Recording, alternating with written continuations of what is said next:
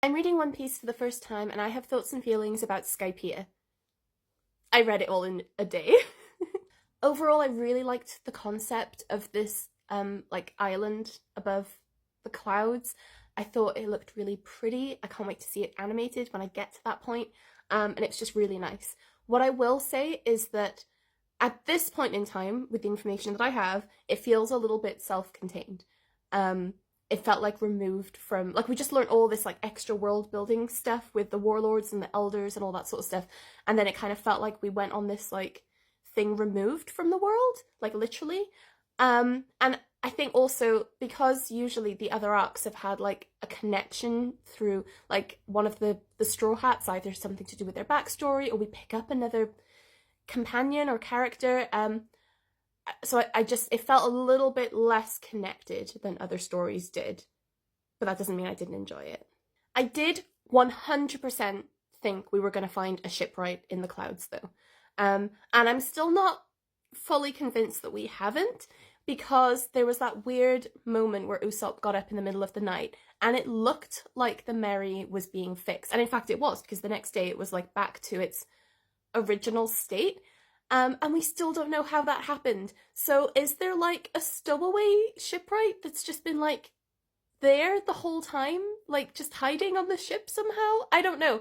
Like that, I don't know. That seems like the most likely. Because how would they know what it looked like before otherwise? So maybe they've had like a shipwright the whole time, but then why wasn't Usopp? Why was Usopp having to do all those other repairs? But also, Zoro kind of like seemed to fall asleep when he saw the ship being fixed. So maybe they've got like a hypnosis ability? I don't know, it's very mysterious. Dials are a really nice addition to the world.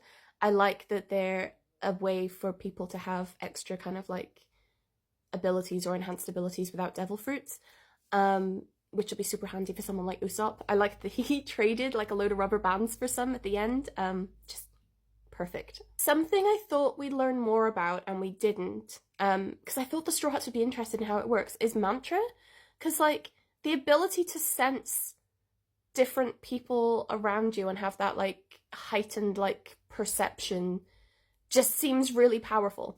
And I just thought there'd be more questions around how that worked and how like the others could learn it. I mean, I assume it'll come up again, but yeah, like it was super interesting, and I thought we were going to end the arc on like some of the Straw Hats learning the mantra stuff. Let's talk about Eneru, or Inaru. This is the problem with reading. I don't know the pronunciations. I thought he was an okay villain. I didn't love him. I think we've been spoiled. I thought Crocodile was so good. So I thought he was fine, but I think I was just, as soon as I found out what his Devil Fruit ability was, I was just waiting for Luffy to confront him. Like, the whole rubber lightning thing. I understand why they were fully, like, keeping Luffy off to one side, like, until right at the end. But imagine if he just, like, got to him straight away. Like, it would have been over, like, so quick. I liked that he adapted and kind of, like, prompted Luffy to think more carefully about how he uses his own Devil Fruit abilities. That was interesting. And, you know, his kind of, like, classic villain arrogance of, like, nothing is good enough and he has to ascend was fun. But, yeah, I didn't love him. He's already not that memorable to me. That said, all the fights were fun. And there were so many. I liked the whole sort of, like, Hunger Games-esque Survivor, like, countdown thing happening. I thought that was fun and interesting. I liked, you know, the all the different various things, like the ball like thing at the beginning with Sanji, Usopp, and Luffy. I liked Zoro like pulling out a new move in his kind of like fight, and like I said, the dials are really cool. My favorite was probably Usopp using his like psychic damage abilities, where he was just describing like tiny annoying things. But it really got me because one of the things he said was a paper cut between your fingers, and this week I got a paper cut between my fingers, and I tell you, it is so painful and frustrating. So I really felt it. Like that would work on me. Nami holding her own more and more has been really good as well, and especially like with the ability she was up against where it tied into her like weather manipulation stuff. It was really fun. I also loved when her and Luffy were determined to rescue each other and they were like both racing up, and it was just really sweet. Like they care about each other so much. I loved it when Sanji and Usopp went to rescue Nami even though they were like half like gone. And again, Sanji sneaking off and doing his like super secret sabotage stuff on the ship was just really great. And then taking the hit for Nami and Usopp. And then Usopp coming back to rescue him. Like, he's a brave warrior of the sea. He's already there. Like, he's done his dream. The poneglyph stuff is really interesting. Robin still doesn't feel 100% integrated into the team. Like, I like that she protected everyone and kind of got them out of harm's way when they were unconscious, but she still feels very mysterious to me.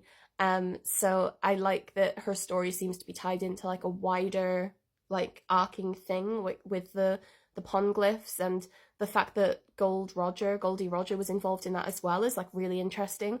But yeah, like I feel like I just expected we would have heard about more about where she's come from by now. I assume the next arc, maybe? Yeah. The funniest moment was when Zoro was lost again and the Southbird was clearly trying to help him and was literally pointing in the direction he needed to go, and Zoro was still not getting it, and then he just had to pick Zoro up and take him. It's just, Zoro's lack of direction skills is the funniest ongoing thing in One Piece. I'm obsessed with it.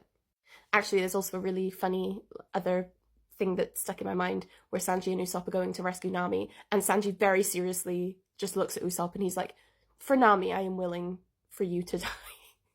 It was just so cold and Lord Farquaad of him, but also hilarious. It's just great. And yeah, overall, the background of the island was really moving. I really liked the story with the bell and just like them waiting for each other and missing each other. It was just, it was romantic, honestly. It was like a kind of like story of pining, and it was just really nice and bittersweet. And I'm so happy that everyone seems to be getting on now. So yeah, overall, Skypiea was great. I read through it very fast, so that's a testament to how great it was.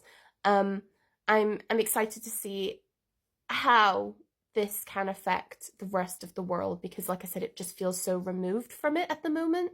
But the fact that Gold Roger there gives it significance, I feel. So, yeah.